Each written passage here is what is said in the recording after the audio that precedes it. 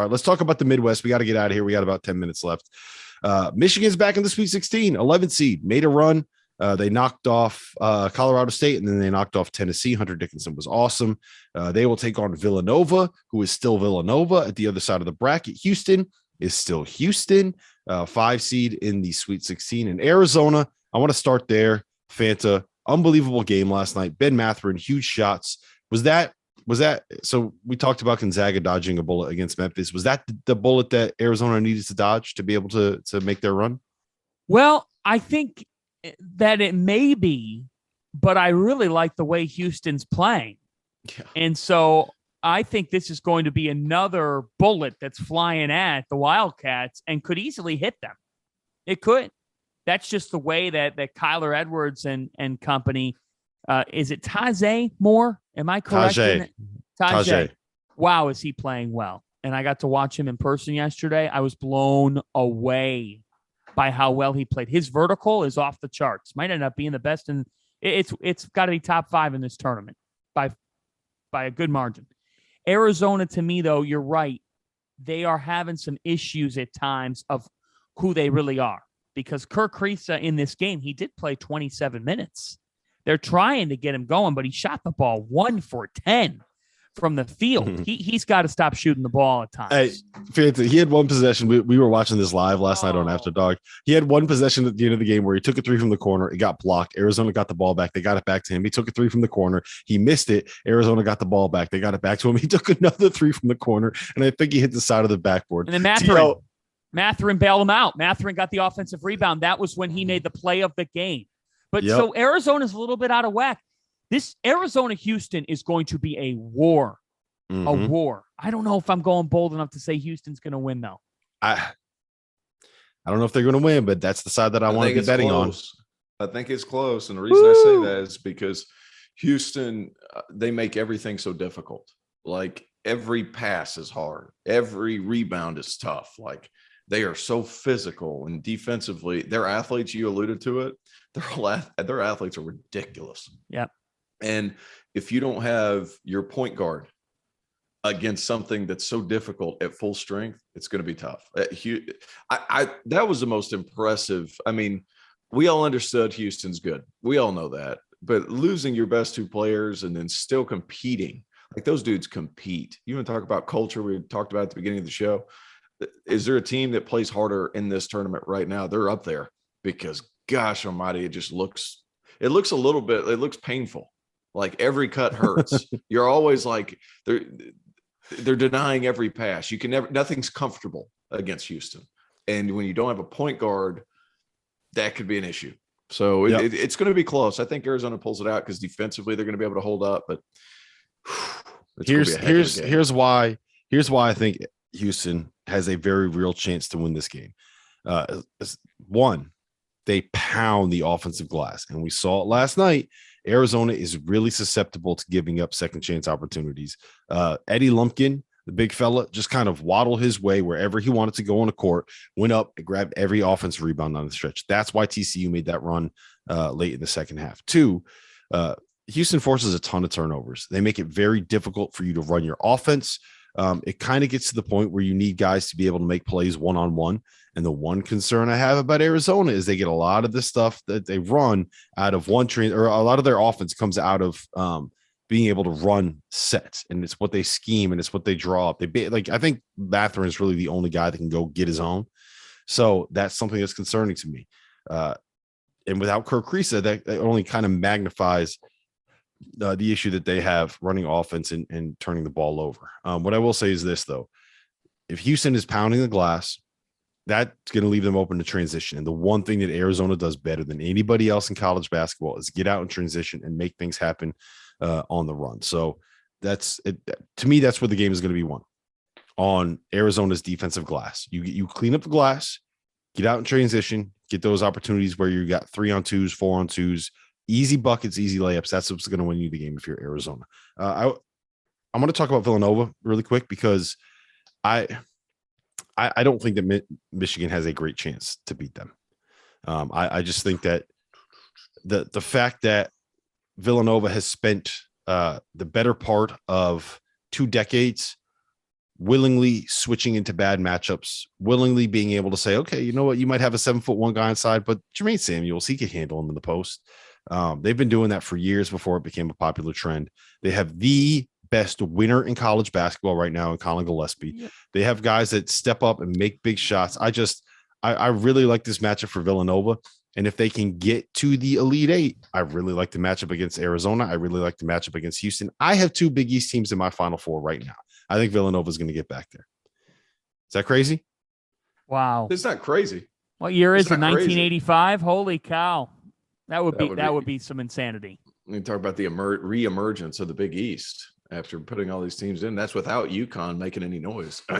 So, but here's the thing too. I'm curious about the matchup with Hunter Dickinson. Hold on. UConn made a lot of noise. It was just a thud as they fell dead to the ground, thanks to Teddy Buckets. What'd you call it? Teddy Brickets. Yeah, Teddy Brickets. Stick to your guns. After he missed his first 5 shots against UConn, and I was like, Teddy Buckets, more like Teddy bricked it. And then he didn't miss again the rest of the game after I said that. So sorry, Coach Hurley. I mushed that one. Go ahead, Phantom. We got about 3 minutes left here before we got to get out of here.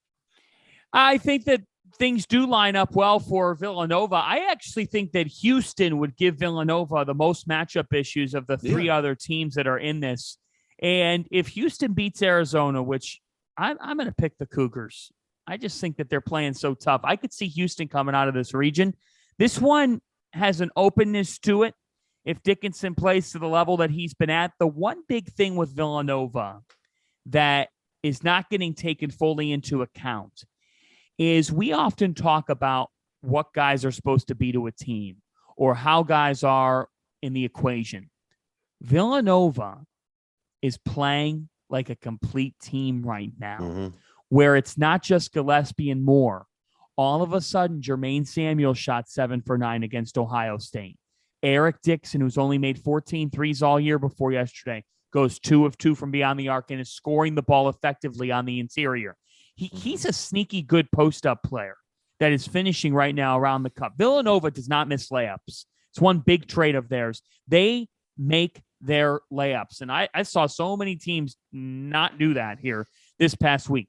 And Caleb Daniels is a real X factor. They really coasted to the Sweet 16. Ohio State made them work down the stretch. But at the end of the day, Villanova really coasted to the Sweet 16 without Brandon Slater doing a whole lot this past weekend. In other words, Jay Wright told me this. What Villanova's doing a nice job of offensively is in November, December, and January, when they were losing some games, they had option A or B, normally Gillespie or Moore. Now they have option A, B, C, D, and even sometimes E. And that is what's happening with the Villanova offense is there is some real just options opening for them, legitimate options late in the game for them to knock down shots. Yesterday, they post up Gillespie. Ohio State's not giving in. Gillespie makes a terrific pass to Dixon. And Dixon is the example of Villanova basketball in that he's fearless and is willing to take that 3. He cans it. The game is over. They get an open look. They pass up good shots for great shots. And that's why Villanova could make the Final Four. All right, let's lock it in, guys. We got to get out of here. But T.O., give me your new Final Four picks and your new national champion. Final Four picks. Let's go ahead and go. I'm going to stick to my guns. Texas Tech in the West, Purdue in the East. Oh man, that South is just loaded. Zona,